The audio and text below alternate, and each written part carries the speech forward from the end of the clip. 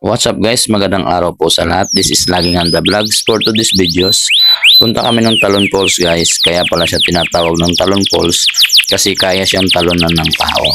Dito lang ito sa loob ng UP Los Baños, Laguna. Mahirap siyang puntahan guys kasi madamo na at madulas pa ang daan. Naulan yung pagpunta namin doon guys. At ito pa guys, pag pumunta kayo na ulan, napakaraming limati guys. Yung maliit na insekto parang linta na maliit pero naninipsip ng dugo. Kaya yung mga kasama kong babae takot na takot sila sa limati guys. Gusto ko sanang maligo pero wala akong dalang damit. Sabi ng mga tour guide namin guys, malalim talaga daw yun dati.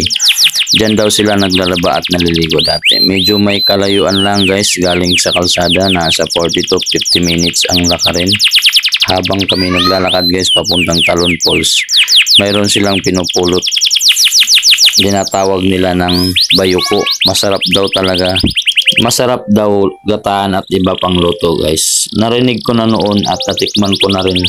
Masarap po talaga siya. Nakakatuwa lang pagpunta namin doon guys kasi may dala pang bayuko, pang ulam na daw nila. Thank you for watching guys. Please like and share. God bless you all.